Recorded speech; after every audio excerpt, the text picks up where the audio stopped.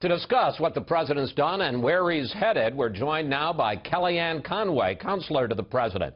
Kellyanne, welcome back to Fox News Sunday. Thank you, Chris. So we just heard President Trump say it's all working out very nicely, but in fact, as we've seen, there are protests across the country, and now federal judges have stepped in to at least temporarily block deportation of people who had come in who are banned from coming in under his order. Shouldn't that have been worked out before this order went into effect? The judge in Brooklyn, the Obama appointee judge in Brooklyn's stay of order really doesn't affect the executive order at all, because the executive order is meant to be prospective. It's preventing, not detaining. And so you're talking about 325,000 people from overseas came into this country just yesterday through our airports. It's 325,000. You're talking about 300 and some who have been detained or are prevented from gaining access to an aircraft in their home countries and must stay for now. That's 1%. And I think in terms of the upside being greater protection of our borders, of our people, it's a small price to pay.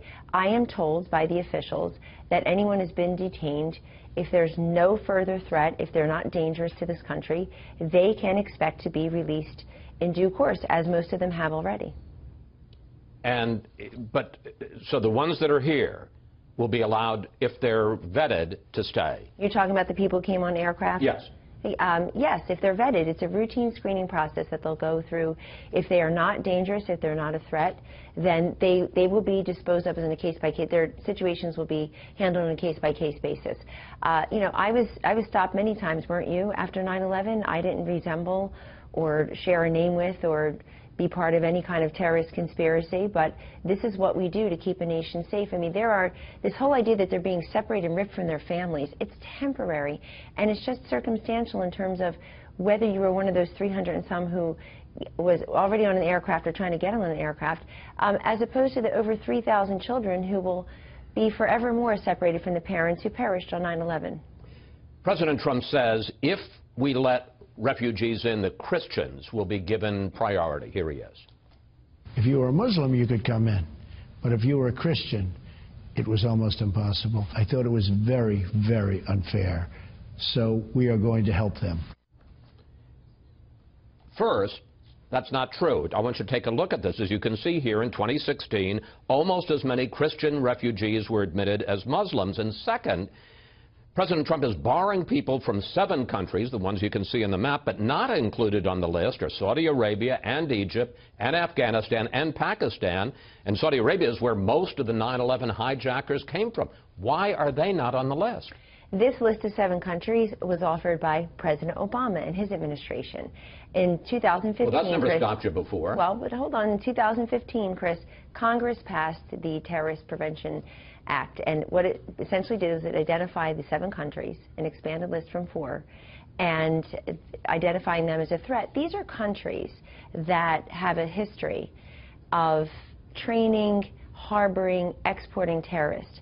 And one thing that's very important to recognize, that whether you're the Orlando shooter, yes, he was born here but went abroad, you know, was radicalized on the internet. If you are San Bernardino, if you are the Sarnoff brothers in Boston, these are people who traveled abroad, were radicalized, were trained, and then came back and did their bloodletting, their massacre here on American soil. It's no different really than what happened all across Europe. And so we can't just keep on looking the other way and pretending that there aren't people out there. There isn't a terrorist organization, ISIS, Al-Qaeda, otherwise, no, but who wants to... Kellyanne, the specific question I'm asking you is Saudi Arabia, for instance. That's where the 9/11 hijackers, most of them came from. Why not block them? Congress and President Obama's administration came up with this list of 7. Right, came up with a list of 7. We're following on that in week 1. This president will certainly keep identifying threats and risks. And look, Chris, people can't have it both ways with President Trump. They can't say on the one hand, wow, he's not taking these briefings seriously, when he is. He has a presidential daily briefing. He is privy to information that the rest of us aren't, particularly the media. The political media aren't national security intelligence experts receiving briefings every single day like our president is. A president will always have information. Congress will always have information. The rest of us do not. And let me make very clear, these 7 countries, what about the 46 majority Muslim countries that are not included? Right there, it totally undercuts this nonsense that this is a Muslim ban. This is a ban on travel, prospective travel from countries trying to prevent terrorists in this country from countries that have a recent history of training and exporting and harboring terrorists. The president also got into a rift this week with Mexico after he signed an order calling for construction of a wall and insisted that Mexico was going to pay for it. We got this response from Mexican President Peña Nieto. Here he is. Mexico does not believe in walls. I've said time and time again, Mexico will not pay for any wall. And then Peña Nieto, I don't have to tell you, canceled his visit this week. That was mutual. The president suggested it first on Twitter at about 9:24 a.m. that day on Thursday. Well, so it was mutual cancellation. It's not a good thing, is it, that one of our closest allies, our immediate neighbor to the south, and they had a meeting scheduled for Tuesday? You think that's a good thing? It's a great thing that they spoke for an hour. Well, after how about that, having the state visit? I'll tell you what's not a great thing. Here's not a great thing. It's not great that we have a $60 billion trade deficit with Mexico. It's not great that they allow, because there is no border, there is no respect of our sovereignty in this country, Chris. They allow people and drugs to just flow over that border. Well, you know what? Kellyanne, that is an overstatement to say that we have no border and that there is no respect for our sovereignty. Is it an overstatement? Well, is it an overstatement to say that there are not illegal immigrants, people and drugs flying over the border? No, that's certainly true. You know who I want Fox News to go interview? Go interview all those parents who have lost children to opioid use, and all those family members, not even children.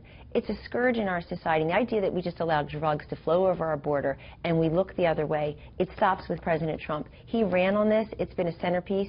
He signed executive orders this week to do a couple of things, to start construction of that wall, it's a physical wall. But he also, in that executive order, Chris, he has expanded the resources and tools that he will give our brave men and women in law enforcement and our border agents. They simply can't do their jobs. You have to expand the physical space for detaining but and stop this nonsense. You're answering the question I'm not asking. The question is about trying to work out a relationship with Mexico that doesn't so offend the Mexican president that he has to cancel a meeting, and where relations with the U.S. become a matter of national honor. And I want to raise the issue of a possible trade war, which is now being raised between Mexico and the U.S. And I want to put up the practical implications of that. Mexico is our third largest trading partner. If we slap a border tax on their imports, and 20% is a number that's been mentioned by people in the White House, U.S. consumers will have to pay more for such things as cars and fresh food, and 6 million U.S. jobs that depend on trade with Mexico will be hurt if they tax our exports to them. In addition, Kellyanne, if Mexico goes into a recession, then we're going to have even more illegal immigration. Has that all been thought through? Well, we're not going to have illegal. They may try, but they're not going to get here the way they've just been pouring over the borders in the past because of President Trump. But what you're saying about the 20% tariff, that's one possible option, as we have said as an administration. That's one possible option in terms of funding the wall. But let me go back to the major point about our relationship with Mexico. It was candidate Trump who accepted the invitation. Please, I'm asking you a question about a possible trade war. Isn't that a dangerous thing if we're slapping taxes on their imports and they're slapping taxes on our imports? And doesn't that destabilize Mexico both politically and economically? I'm not saying that we shouldn't build a wall and we shouldn't protect our border. I'm just saying there's a good way of working it out and a bad way of working it out. There's a fundamental fairness that Donald Trump ran on, won on, and will execute as President of the United States. You saw it already this week, whether he's meeting with manufacturing CEOs, laborers, he's doing the Dakota and Keystone pipelines, and he's telling Mexico that this trade imbalance stops. You know, this idea that we're always worried about the other country, we're always worried about its citizens. This president says America first. 65% of them in a poll this week said... If consumers have to pay more, it's going to affect this country. If we lose some of the 6 million jobs, it's going to affect this country. If they have a recession and more illegal immigrants come in, it's going to affect this country. None of us want that. We want a strong, vibrant, prosperous Mexico. There's no question. That's why the two presidents spoke by phone this week. But remember, this whole nonsense that Donald Trump as president does not want a good relationship with Mexico, he's one of the two candidates who accepted the invitation of this Mexican president to go to Mexico during the campaign. And now the visit's been canceled. And he did that. No, they talked by phone. There are many different ways for leaders to get work done. I mean, look at how many foreign leaders President Trump talked to just this weekend. It's a dizzying number. Russia and France and Australia, and certainly we had Prime Minister May here. But they will continue to talk. But Chris, the other statistic people have to realize is the #1 source of revenue going into Mexico are Mexicans in the U.S. sending money back to Mexico. I mean, people feel like things are just unfair here. This man, as president, will do what he promised all along. He will put America first. That includes its workers, its safety, its people, its interests, and its allies. I want to move to a couple of other issues while we have the time. President Trump says that he will announce his Supreme Court nominee this week. Yes. Can you guarantee that his nominee will favor overturning Roe v. Wade? I can guarantee you that the promise that candidate Trump made will continue as president, that he's a pro-life president, and he assumes that he will, well, he has promised that he will appoint pro-life judges, including to the Supreme Court. Here's the thing about the Supreme Court battle we're about to face. If passed as prologue, the way that Democrats in the Senate have treated our cabinet nominees does not bode well for filling that vacancy left by Antonin Scalia. It's just been terrible the way they tried to humiliate and embarrass our cabinet nominees. We still don't have a Secretary of Commerce, a Secretary of Treasury. What are we doing over there? I am going to go bring that up with Dick Durbin in the next segment, so I promise you. But I want to press on this. You spoke at the March for Life rally on Friday, and you said this. This is a time of incredible promise for the pro-life movement. But I don't have to tell you, they don't want promise. They want Roe versus Wade overturned. Will the president nominate someone committed to doing that? Yes or no? That will come up in the person's hearings. I mean, of course, they'll be obsessively asked that question, not so much about the Commerce Clause or about extraterritoriality, but they'll be asked about Roe versus Wade obsessively. Let me tell you about the action. No, but can you tell us that to those hundreds of thousands of people who were out there on the mall, who you said, this president hears you, is he going to appoint somebody who wants to overturn Roe v. Wade? He's going to appoint somebody who respects the Constitution. And I haven't heard the word penumbra since 1973. Have you? In other words, we've got this... No, it's a good word, but no, I haven't heard it since. It's a word that you haven't heard because nobody dare use that word. That was the explanation for how Roe v. Wade got... Not just the explanation, it's the Supreme Court decision on how we allowed... But look what's happened since. We've had millions of innocent babies taken from their mothers. We are having this culture of life now that does not respect life from conception to natural death.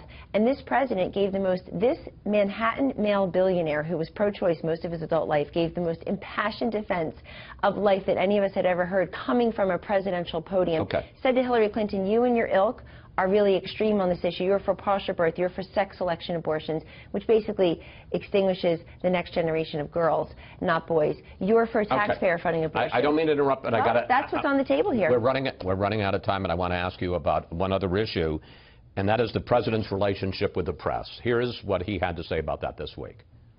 The media, much of the media, not all of it, is very, very dishonest. Honestly, it's fake news. It's fake. They make things up. And Chief Strategist Steve Bannon went much further. Quote, the media should be embarrassed and humiliated and keep its mouth shut and just listen for a while. But Bannon wasn't finished. The media has zero integrity, zero intelligence, and no hard work. You're the opposition party, not the Democratic Party. You're the opposition party. Kellyanne, do you understand how offensive that is? I understand how offensive it was to never be taken seriously that Donald Trump could be elected president. On great days, we were ignored. On most days, we were mocked. A lot of us reported on it fairly, and that's a different issue. No, it is the issue because it extends into this presidency, Chris. You can't put a piece of tissue paper between the way Donald Trump was covered as the Republican candidate, the Republican nominee, the president-elect, and the president. It's all the same. It is an anti-Trump screed. It is completely disrespectful to the office of the president. Why? Look at what happened this week. Nobody's interested in learning the policies.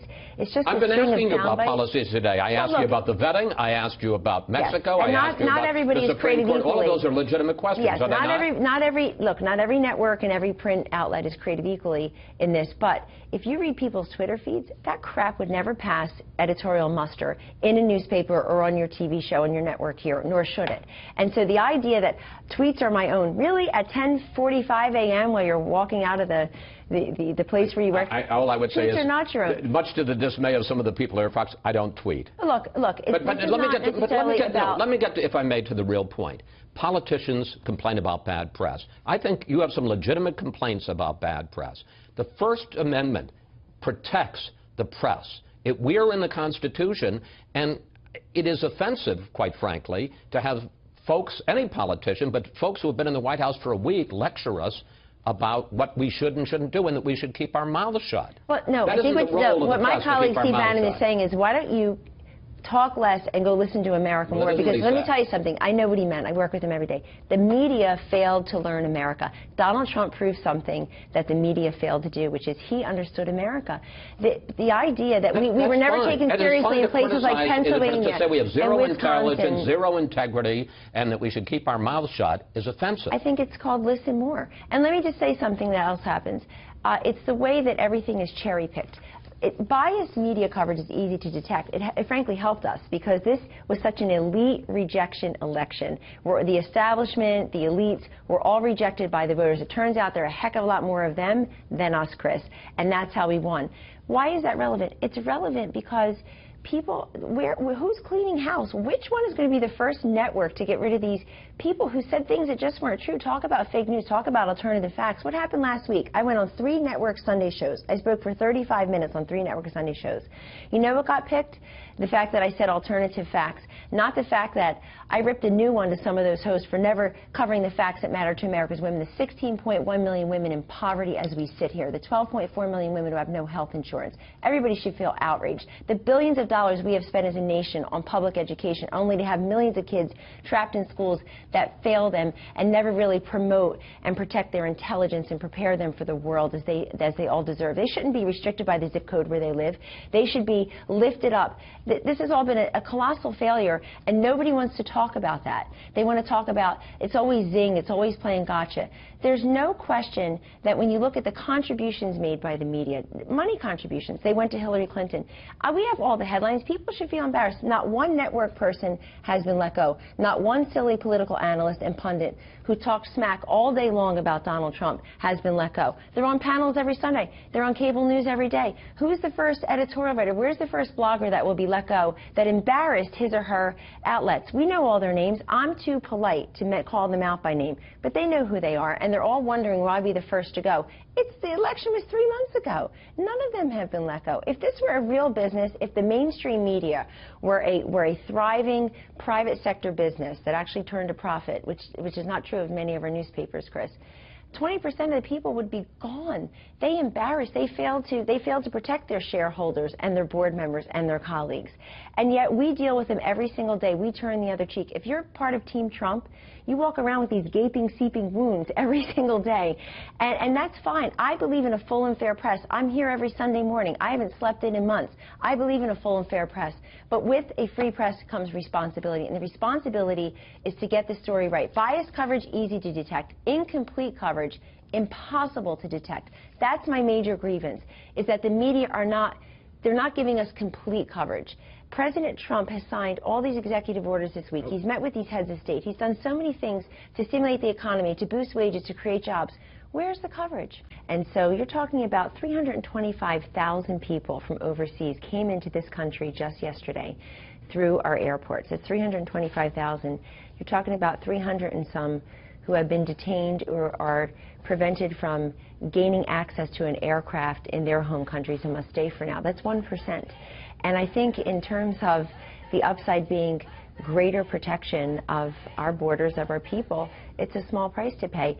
I am told by the officials that anyone who's been detained, if there's no further threat, if they're not dangerous to this country, they can expect to be released in due course, as most of them have already. So the ones to discuss what the president's done and where he's headed, we're joined now by Kellyanne Conway, counselor to the president. Kellyanne, welcome back to Fox News Sunday. Thank you, Chris. So we just heard President Trump say it's all working out very nicely, but in fact, as we've seen, there are protests across the country, and now federal judges have stepped in to at least temporarily block deportation of people who would come in who are banned from coming in under his order. Shouldn't that have been worked out before this order went into effect? The judge in Brooklyn, the Obama appointee judge in Brooklyn's stay of order really doesn't affect the executive order at all, because the executive order is meant to be prospective. It's preventing, not detaining. Afghanistan and Pakistan and Saudi Arabia is where most of the 9/11 hijackers came from. Why are they not on the list? This list of 7 countries was offered by President Obama and his administration. In 2015, well, that's never Chris, stopped you before. Well, but hold on. In 2015, Chris, Congress passed the Terrorist Prevention Act, and what it essentially did is it identified the 7 countries, an expanded list from 4, and identifying them as a threat. These are countries that have a history of training, harboring, exporting terrorists. And one thing that's very important to recognize, that whether you're the Orlando shooter, yes, he was born here, but went abroad, was radicalized, as opposed to the over 3,000 children who will be forevermore separated from the parents who perished on 9/11. President Trump says if we let refugees in, the Christians will be given priority. Here he is. If you were a Muslim, you could come in. But if you were a Christian, it was almost impossible. I thought it was very, very unfair. So we are going to help them. First, that's not true. I want you to take a look at this. As you can see here, in 2016, almost as many Christian refugees were admitted as Muslims. And second, President Trump is barring people from 7 countries, the ones you can see on the map, but not included on the list are Saudi Arabia and Egypt, and that are here will be allowed, if they're vetted, to stay. You're talking about the people who came on aircraft? Yes. Yes, if they're vetted. It's a routine screening process that they'll go through. If they are not dangerous, if they're not a threat, then they will be disposed of as in a case-by-case. Their situations will be handled on a case-by-case basis. I was stopped many times, weren't you, after 9/11? I didn't resemble or share a name with or be part of any kind of terrorist conspiracy, but this is what we do to keep a nation safe. I mean, this whole idea that they're being separated and ripped from their families, it's temporary, and it's just circumstantial in terms of whether you were one of those 300 and some who was already on an aircraft or trying to get on an aircraft.